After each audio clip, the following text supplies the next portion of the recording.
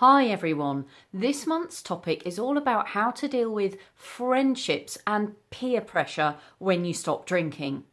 So in this week's video, I'm going to be sharing with you a little bit of Michelle's story and what she had to deal with when she first stopped drinking. I'm going to share some of the common issues that people face with their friendships and with peer pressure when they stop drinking and start to get sober. And I'm going to share a little bit about one of the biggest pressures I faced when I stopped drinking. When Michelle first contacted me, she was feeling lonely, she was feeling isolated. She was going out with a group of friends who she referred to as pissheads. And she referred to herself as one of this group of pissheads. And she was going out drinking with these pissheads, and she was drinking on her own to alleviate the loneliness and the isolation. Now, she'd decided that she wanted to stop drinking, but she was really worried about what she was going to do about this friendship group and what she was going to do about feeling lonely and isolated. She didn't know how she was going to deal with that. And she didn't know how she was going to deal with feeling unsupported. Lots of people worry about their friendships and how they're going to deal with peer pressure when they stop drinking. So for some people, like Michelle, their whole social life might be spent with their drinking buddies and might revolve around getting pissed. For other people who might have a wider social circle of friends, they might have a friendship group where they do other things, activities that don't revolve around alcohol. So for instance, they might play sports, or they might go for days out, or they might go shopping. There might be a range of different activities that you do with your friends that don't revolve around drinking. But at certain times, maybe evenings, maybe weekends, the social activity revolves around drinking, and it might appear odd if you didn't join in with that, or if you suddenly stopped drinking. And it might appear difficult to deal with it when people are putting pressure on you and even buying you drinks or questioning you about why you're not drinking.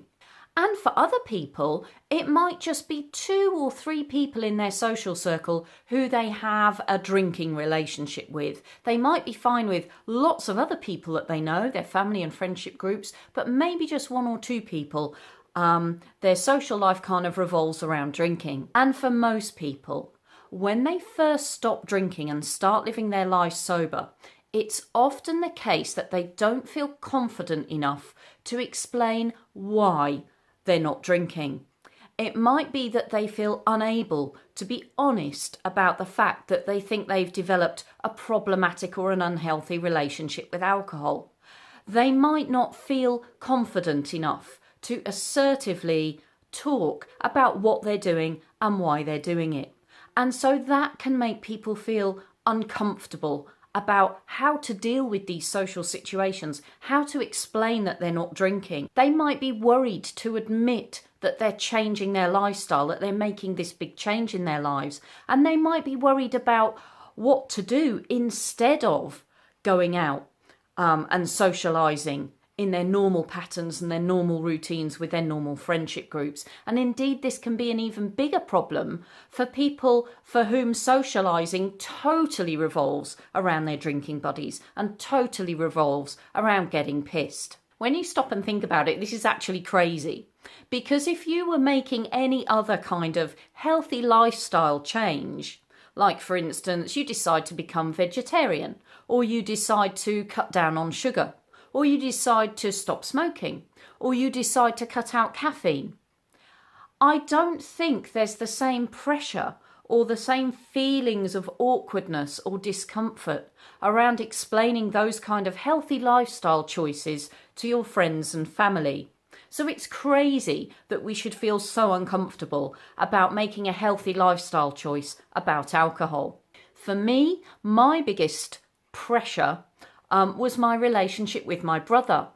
Our relationship had revolved for many, many years around getting pissed together and recovering together and having a laugh over the pissed antics of the night before and then commiserating with each other on how we were feeling the next day and often going for hair of the dog.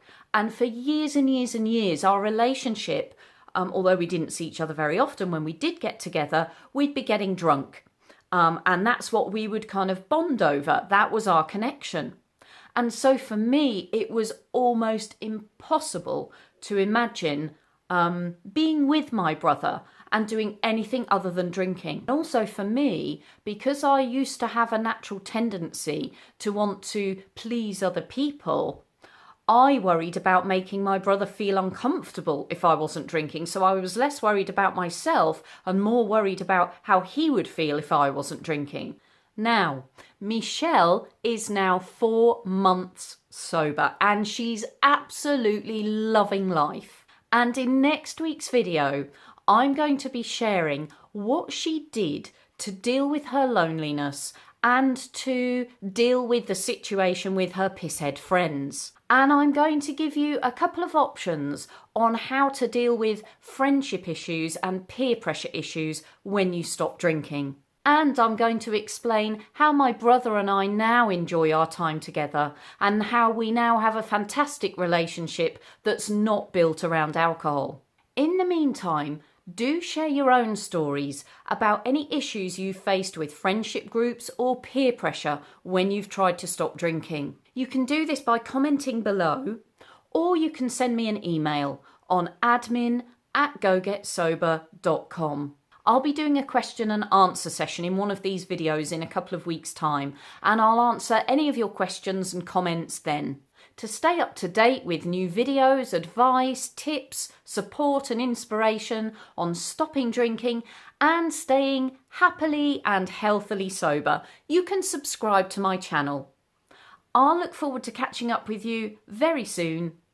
And in the meantime, let's go get sober together.